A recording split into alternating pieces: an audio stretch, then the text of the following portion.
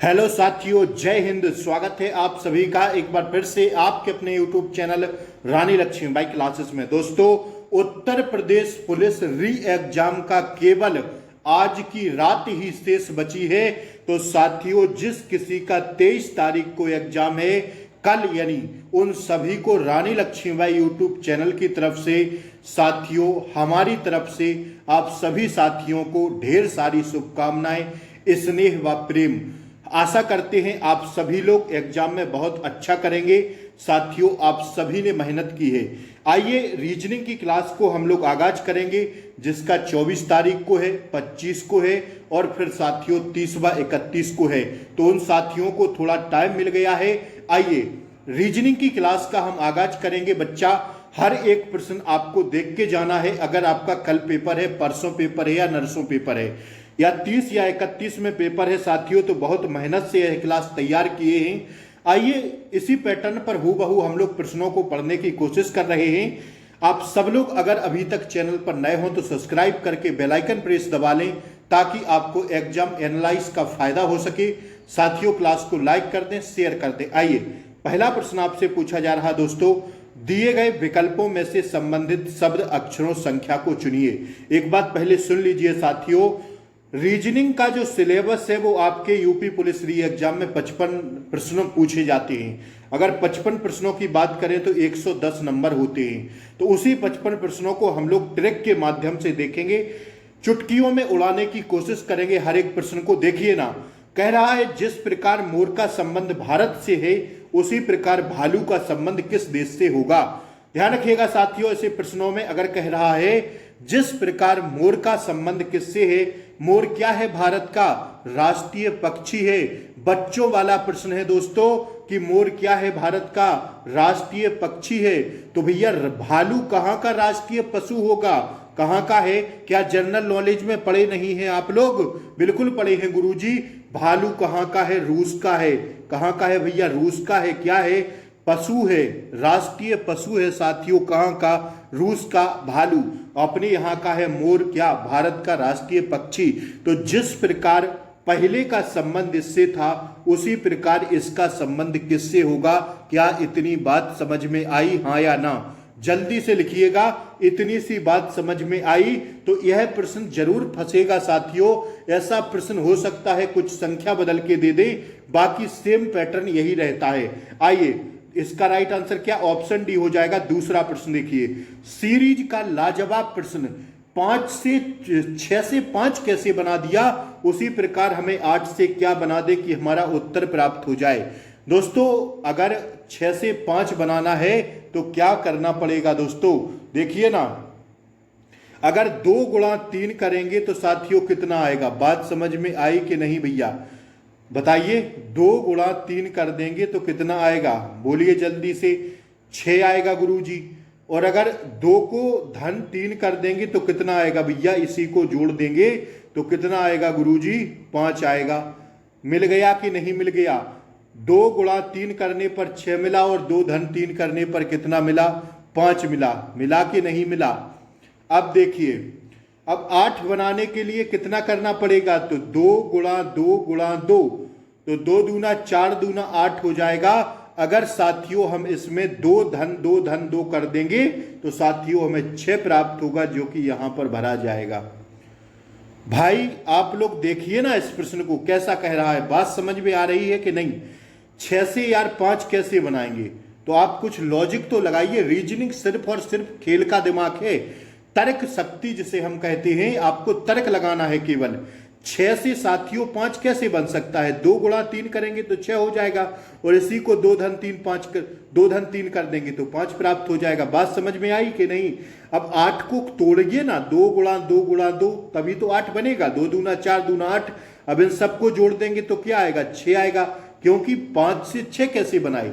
6 से 5 कैसे बनाए? जोड़ के बाद में। तो अगर 8 में जोड़ देंगे तो 6 प्राप्त हो जाएगा। 6 यहां पर भर देंगे तो राइट आंसर हो जाएगा। एकदम आसान प्रश्न था साथियों, बच्चों वाला। अब देखिए इस प्रश्न को, 117वां प्रश्न आपसे कह रहा है, दिए गए विकल्पों में से विषम अक्षर संख्या चुनिए। चंद्रमा, मंगल, शुक्र या बृहस्पति। बताइए इसमें विषम क्या होगा दोस्तों? इसमें जो विषम होगा भैया वो हो जाएगा कौन सा, देखिए मंगल, शुक्र व साथियों बृहस्पति, ये क्या है, ये साथियों ग्रह है। क्या है, ग्रह है। ज्योग्राफी में पढ़े हैं कि नहीं साथियों, जबकि चंद्रमा क्या है, एक उपग्रह है। क्या है, उपग्रह है भैया चंद्रमा, ठीक है। और मंगल, शुक्र, बृहस्पति ये सब ग्रह हैं, तो विषम कौन हो जाएगा, ऑप्शन ए हो जाएगा। हाँ या ना, इतनी बात समझ में आई, हाँ या ना। आइए 118वां प्रश्न देखिएगा, आप कह रहा है ए बी सी डी इनमें से बताइए कौन सा विषम है। देखिए ए के बाद अगर इस सीरीज को देखें तो इसमें हमें कुछ दिख रहा है गुरुजी, क्या दिख रहा है, देखिए ना ए सी ई और जी, ए के बाद बी छोड़ा, सी के बाद डी छोड़ा, ई लिखा, ई के बाद एफ छोड़ा और जी लिखा, एक एक छोड़ के लिखा है साथियों इसमें। अगर हम इसको देखें गुरुजी, आई के एम और ओ, तो आई के बाद क्या आता, आई जे के एल एम एन ओ, ठीक है, एक एक शब्द इसमें छोड़ दिया। अगर इसको देखें एफ, फिर जी आता है, फिर एच लिखा, एच के बाद आई आता है, फिर जे लिखा, फिर जे के बाद के आता है, फिर एल लिखा। देखिए ना यही तो लिखा है, लिखा है कि नहीं, इसमें भी एक एक भरा है। लेकिन P Q R S T, T के बाद क्या आता, यू आता साथियों, तो यू तो छोड़ना चाहिए था, लेकिन यू उन्होंने सीधा लिख दिया है साथियों। ऑप्शन डी इसमें भिन्न हो जाएगा। बात समझ में आई, हाँ या ना भाई, टी के बाद यू छोड़ना चाहिए था, भी लिखना चाहिए था, जिस प्रकार पहले सी और बी में किया है। तो साथियों भिन्न पूछ रहा था, तो ऑप्शन डी वाला भिन्न हो जाएगा। बात समझ में आई इतनी, हाँ या ना। अगर बात समझ में आई हो तो क्लास को एक बार फौरन से लाइक कर दीजिए, फटाक से क्लास को लाइक कर दीजिए, शेयर कर दीजिए। आइए अब इसमें बताइए 6, 24, 64 और 120 में भिन्न क्या है, बोलिएगा जल्दी से। 119 में भिन्न क्या होगा गुरुजी, साथियों केवल और केवल 64 भिन्न होगा। अब कहेंगे कहिए ऐसे गुरुजी कैसे कह दिए हो, तो भैया 64 8 का स्क्वायर होता है, बाकी में किसी में स्क्वायर दिख रहा है क्या, 6 एक स्क्वायर है, 24 एक स्क्वायर है, 120 किसी का स्क्वायर है नहीं, लेकिन 64 तो स्क्वायर है। तो साथियों 64 एक पूर्ण वर्ग संख्या है, जबकि अन्य पूर्ण वर्ग नहीं है, ठीक है भैया। 8 का स्क्वायर होता है कितना, 64, बाकी में स्क्वायर दिख रहा है, नहीं दिख रहा है, तो 64 क्या है साथियों, भिन्न है। भाई दिमाग लगाना है, तर्क शक्ति है, रीजनिंग पर खेल पूरा दिमाग का है, ठीक है। अगर पॉजिटिव वे में सोचेंगे तो सारे आंसर निकाल ले जाएंगे। अब इसमें देखिए 122 क्या कह रहा है दोस्तों, दिए गए, देखिए किसी भी बच्चे को भागना नहीं है, मेहनत करिए, मेहनत करिए। परसों आपका पेपर हो, कल हो, नरसों हो, जब भी हो, 30 31 को हो, क्लास अंत तक देखा करिए। महत्वपूर्ण प्रश्न छांट कर लाते हैं प्रीवियस ईयर देखकर आप लोगों के लिए, सेम हूबहू छपेंगे पेपर रीजनिंग में, ठीक है भैया। इससे ज्यादा क्या कह सकते हैं। दिए गए अनुक्रम में एक पद लुप्त थे, दिए गए विकल्पों में से वह सही विकल्प चुनिए जो श्रृंखला को पूरा करता है। 5 से 9 कैसे बनाया, 9 से 6, फिर 11, फिर 7। देखिए ना अगला वाला प्रश्नवाचक चिन्ह के स्थान पर क्या भरना पड़ेगा, तो 5 में 1 जोड़ें तो क्या 6 हो जाता है, बिल्कुल होता है गुरुजी। 9 में 2 जोड़ें तो साथियों क्या 11 हो जाता है कि नहीं होता है। अब 6 में 1 जोड़ें तो 7 होता है, तो 11 में अब 2 जोड़ना पड़ेगा, हाँ या ना। तो यहां कितना आ जाएगा, 13। Option A is the right answer, यहां हमें 13 भरना पड़ेगा। बात समझ में आई, हाँ या ना, जल्दी से बोलिए। क्या इतनी बात हमारी समझ में आई आपके, दोबारा से देखिएगा। कह रहा है दोस्तों 5, 9, 6, 11 और 7 अगली संख्या भरना है, तो क्या हम दिमाग लगा के अगली संख्या नहीं निकाल सकते, निकाल सकते हैं गुरुजी। 5 में 1 जोड़ देंगे प्लस 1 तो 6 हो जाएगा। अब क्या कर रहा है, 9 में 2 जोड़ दीजिए तो 11 हो गया।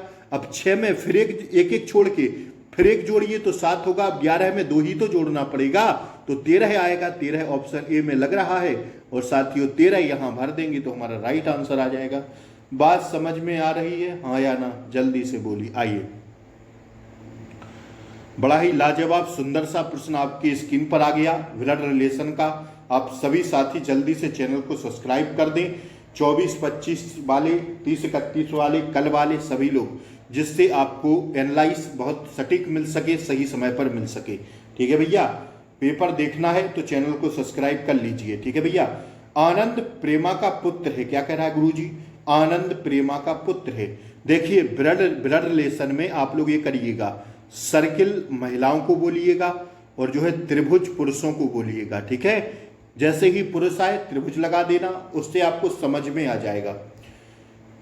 आनंद प्रेमा का पुत्र है। भैया आनंद क्या है? प्रेमा का पुत्र है। तो आनंद हम इंग्लिश में लिख देते हैं, आनंद किसका पुत्र है? देखिए ना, आनंद तो पुरुष है, तो इससे डिनोट करेंगे त्रिभुज से। किसका है भैया? प्रेमा का पुत्र है। तो प्रेमा किसका पुत्र है? प्रेमा का, प्रेमा का, ठीक है भैया। प्रेमा का पुत्र है। राजीव प्रेमा का भाई है। क्या है? राजीव जो है प्रेमा का भाई है, राजीव। तो त्रिभुज लगा दीजिए, भाई है ना, पुरुष है। अब देखिए राजीव प्रेमा का भाई है। नेहा रश्मि की पुत्री है। अब नेहा जो है दोस्तों वो किसकी पुत्री है? रश्मि की। नेहा क्या है? रश्मि की पुत्री है। नेहा रश्मि की पुत्री है। अब इसको अलग करेंगे भी। नेहा राजीव का भाई है। किसका? नेहा जो है राजीव का भाई है। क्या है भैया? नेहा राजीव का क्या है? भाई है। नेहा, और नेहा की मम्मी कौन है साथियों? ए आर कौन है भैया? रश्मि, ठीक है भैया। यहां पर देखिए, और नेहा क्या है? नेहा बहन है। किसकी? राजीव की। बात समझ में आई कि नहीं? ठीक है। कह रहा है नेहा राजीव की बहन है, राजीव की बहन है नेहा, और नेहा की मम्मी कौन है? रश्मि। बात समझ में आ रही है? तो आनंद का रश्मि से संबंध बताइए। आनंद का रश्मि से संबंध क्या होगा? आपकी जो साथियों देखिए ना, आनंद की माता जी हुई है, ठीक है, प्रेमा। और प्रेमा के जो है प्रेमा क्या है बताइए? प्रेमा का ये तो क्या था? प्रेमा राजीव का भाई है। प्रेमा राजीव का भाई है, ठीक है। तो मामा, और ये मामा की बहन, बहन की क्या हुई? बहन की ये माता जी हैं। मतलब आप देखिए ना इसमें क्या कह रहा है। तो आनंद का रश्मि से क्या संबंध होगा? पुत्र, पौत्र, दादा या पौत्री। मतलब ये आपकी मतलब ये अगर आप हैं आनंद, तो ये आपकी माता जी हुई। माता जी के भाई की बहन की मम्मी, मतलब आपकी भी तो मम्मी होंगी। अब आप अपनी नानी के क्या लगेंगे? आपकी मम्मी की नानी आपकी क्या लगेंगी? बोलिए बोलिए, आनंद क्या लगेगा? आनंद का रश्मि से क्या संबंध है? बोलिए। आनंद रश्मि का क्या है भैया? पौत्र है। क्या है? पौत्र। ऑप्शन बी होगा राइट आंसर। देखिए ना, बात समझ में आ रही? आपकी माता जी ये हुई, माता जी का भाई, और भाई की बहन मतलब आपकी मम्मी की बहन। अब उनकी माता जी, तो आपकी मम्मी की भी तो माता जी लगेंगी। तो आप अपनी नानी के क्या लगेंगे? ठीक है भैया, ऑप्शन बी होगा। स्क्रीनशॉट ले लीजिए इसका, ऑप्शन बी होगा राइट आंसर। देख लीजिएगा जल्दी से, ठीक है भैया। पौत्र आएगा इसका राइट आंसर, ऑप्शन बी होगा। आप लोग लगाइए फिर बताइए कमेंट बॉक्स में, ठीक है ना। महत्वपूर्ण प्रश्न था ब्लड रिलेशन का। इसमें देखिए, आइए, निम्नलिखित विकल्पों में से वह शब्द चुनिए जो दिए गए शब्द के अक्षरों का प्रयोग करके नहीं बनाया जा सकता। इसमें बताइए कौन सा नहीं बन सकता? ORGANISATION बताइए। ऑर्गेनाइजेशन में बताइए क्या नहीं बन सकता? बोलिए, ऑर्गेनाइजेशन में क्या नहीं बन सकता दोस्तों? कौन सा शब्द नहीं बन सकता? 125 का साथियों क्या हो जाएगा? साथियों जो दिख रहा है ना, क्या दिख रहा है गुरुजी? ऑर्गेनाइजेशन से साथियों केवल ए ऑरेंज नहीं बन सकता, क्योंकि इसमें ई है। ई इस स्पेलिंग में कहीं नहीं है। देखिए ना, इसमें ई है ना। क्या आपको ऑर्गेनाइजेशन में कहीं ई दिख रहा है? नहीं गुरुजी, तो ऑप्शन डी वाला नहीं बन सकता, बाकी ये तीनों बन जाएंगे। ठीक है भैया, कह रहा था कौन सा इस स्पेलिंग में कौन सा प्रयोग करके नहीं बनाया जा सकता। तो साथियों ये तीन तो बन जाएंगे, ए वाला नहीं बनेगा, ऑप्शन डी नहीं बनेगा। ठीक है, आइए इस प्रश्न को देखिए। यदि अर्थ क्विक को इतना लिखा जाता है, तो इसको क्या लिखेंगे बताइए, इलेक्ट्रेट को। बोलिए, कुछ नहीं किया है यार, इस स्पेलिंग को पूरा पलट दिया है, पीछे से लिख दिया EARTHQUAKE, तो यहां से पीछे से पूरी स्पेलिंग को लिख दिया। यूके देखिए ना, पीछे से लिख दिया EKA, पूरा छाप दिया पीछे तक। तो अब आप लोग बता दीजिए इलेक्ट्रेट को क्या लिखेंगे, तो यहां से छाप दीजिए सीधा ETAROTCELE।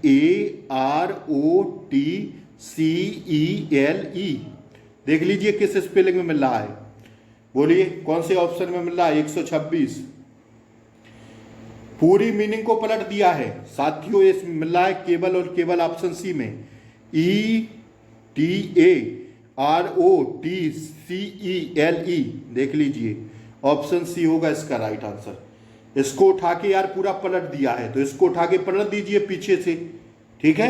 जिस प्रकार कह रहा था, यदि इसके रूप में लिखा जाता है तो इलेक्ट्रॉनिक को कैसे लिखेंगे, ठीक है, इलेक्ट्रेट को। आइए अगला प्रश्न देखिए। ऐसे प्रश्नों में फटाक से यहां एक लाठी खींचा करिए और लिख लीजिए ए का आशय क्या है भैया, ए का आशय है गुणा, बी का आशय क्या है, बी का आशय भैया भागा, सी का आशय गुरुजी धन, डी का आशय गुरुजी माइनस। अब देखिए, अब यहां लिख दीजिए 8 3 24 12 19। अब देखिए ए यहां है बीच में, तो ए का आशय क्या है, गुणा गुरुजी गुणा लगा दीजिए। सी का आशय क्या है, सी का आशय साथियों क्या है, भागा, तो भागा लगा दीजिए। क्या है भैया, भागा है, तो भागा लगा दीजिए फटाक से। क्या लगा दीजिए, भागा लगा दीजिए, भाग लगा दीजिए। देखिए ना क्या है, अरे यार गलत करवा दिया आप लोग। ए का आशय गुणा, ए का आशय गुणा, बी का आशय भागा, तो देखिए ना 8 है 3C, यहां यार 3C है, सी का आशय क्या है, धन है, पहले भागा कैसे कर देंगे, धन लगाइए।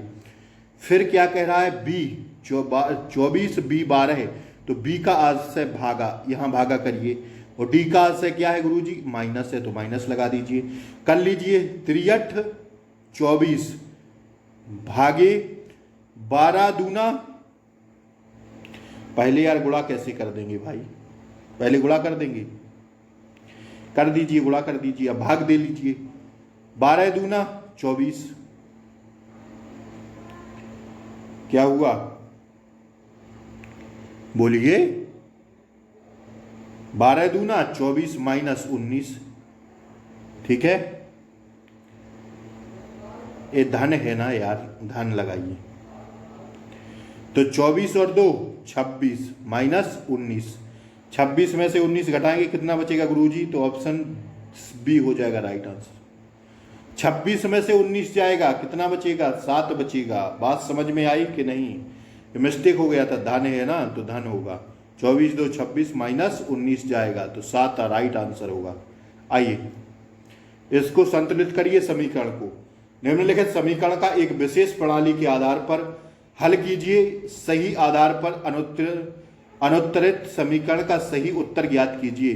2 4 6 से 48 बनाया, 3 2 8 से 48 बनाया, तो 2 5 7 से क्या बनेगा, फटाक से आंसर मारिए इसका। कैसे 48 बनाया, 2 और 4 तो 6 होता है, और 6 और 6 तो 12 होता है, 48 कैसे बना दिया भैया, कैसे बना दिया, दिमाग लगाइए। तो आप अगर यहां जोड़ा है आप गुणा कर दीजिए, 2 4 8 6, 6 चौक 24 दूनी 48 आ गया, बन गया गुरुजी। अब ऐसे इसका गुणा कर दीजिए, 2 3 गुणा 2 गुणा 8, 8 दूनी 16 3 48, बात समझ में आई।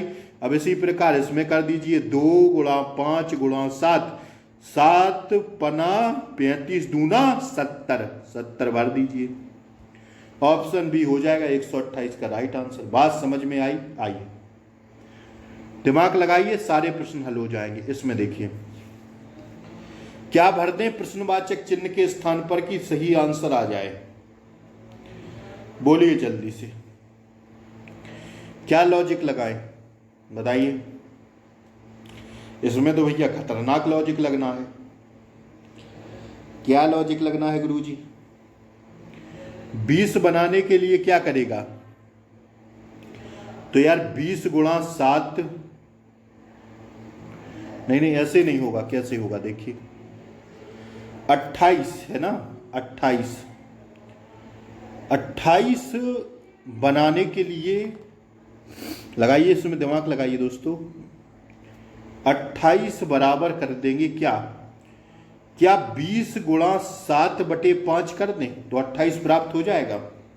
अब कहिए गुरुजी बटा 5 क्यों कर दिए, तो भाई हमें तो सीरीज निकालना है ना, कुछ भी जोड़ें कुछ भी घटाएं। अब देखिए 5 चौका 20, 4 सती 28 प्राप्त हो गया। इसी प्रकार इसमें करिए तो 35 गुणा 12/5, 5 सता 35 और 12 सते 84, मिल गया ना 84। इसी प्रकार इसमें कर दीजिए तो ये करने पर क्या आएगा देखिए ना, 45 बराबर प्रश्नवाचक गुणा 9/5, तो देख लीजिए क्या होगा। इसमें कैसे करेंगे भाई, देखिए ना, बताइए। 45 देखिए ना, 9 पना 45 और 5 25 आएगा, 25 बनना पड़ेगा। यहाँ बात समझ में आई कि नहीं, देखिए ना। अब जब 5 से भाग कर रहे हैं दोस्तों, इसमें देखिए ना, इसको बनाने के लिए 28 को आपने 20 गुणा 7/5 ही तो किया, तो 5 चौका 20, 7 चौका 28, तो 28 प्राप्त हुआ। इसमें भी आपने 35 गुणा 12/5 किया, 5 सते 35 और 12 सते 84।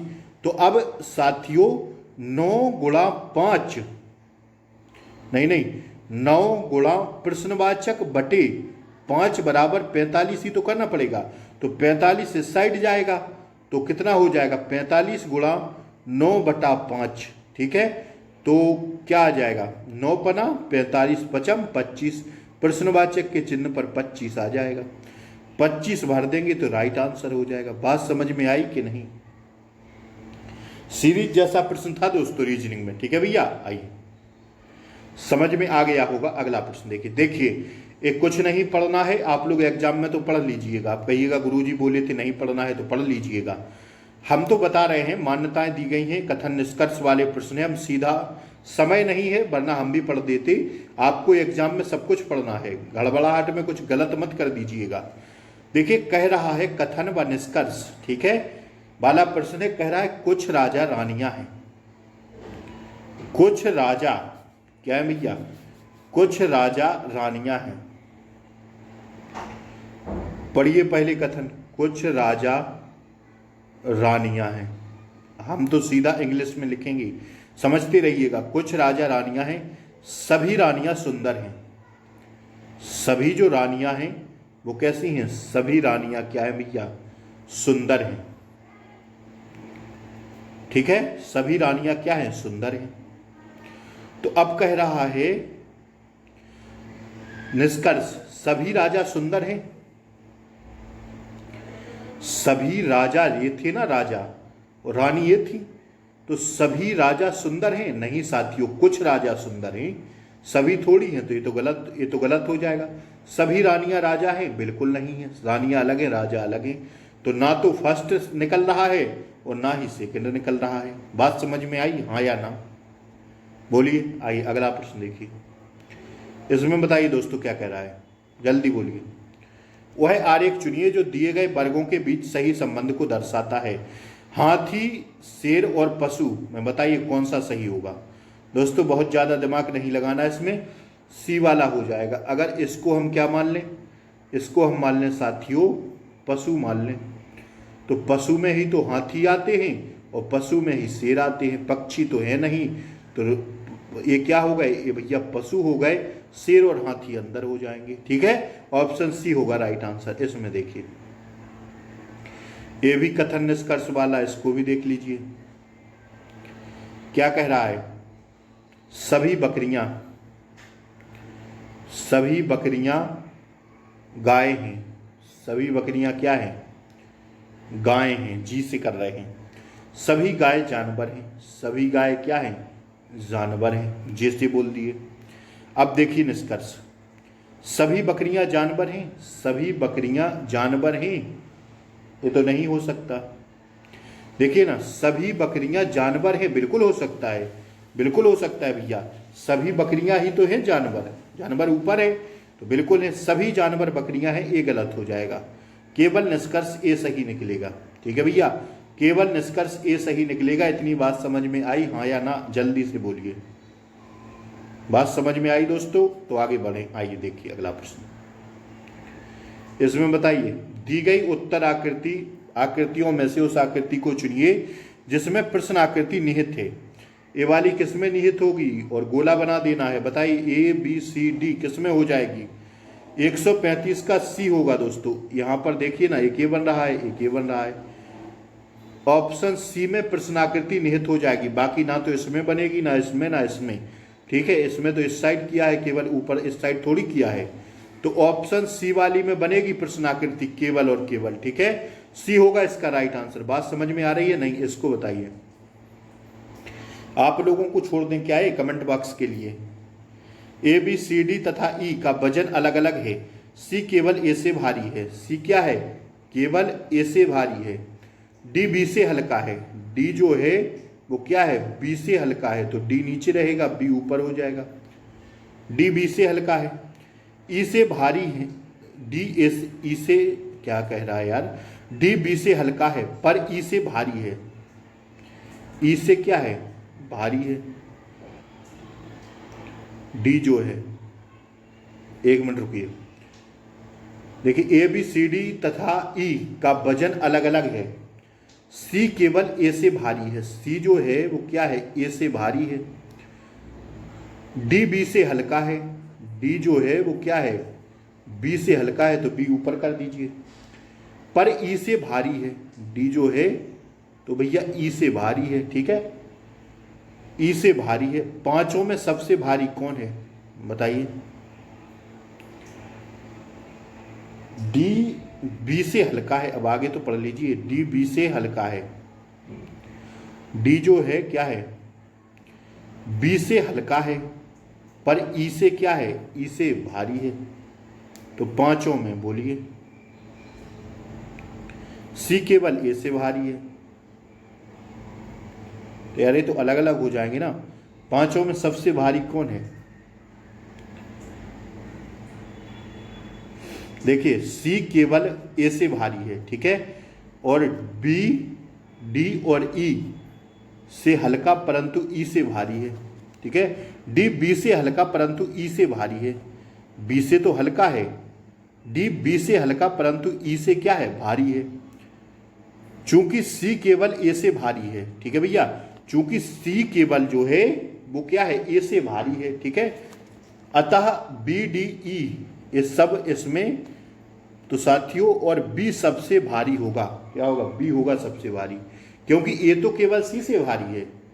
ठीक है ना, ए केवल सी से भारी है, तो सबसे भारी कौन होगा? बी होगा। ऑप्शन डी होगा इसका राइट आंसर। ठीक है, सी केवल ए से भारी है, अतः इसका डायग्राम नीचे आएगा ई के बाद सी, सी यहां आएगा, फिर नीचे ए आएगा, तो सबसे भारी क्या होगा? बी होगा। ठीक है, समझ में आया? हाँ या ना? क्रम होगा इसका।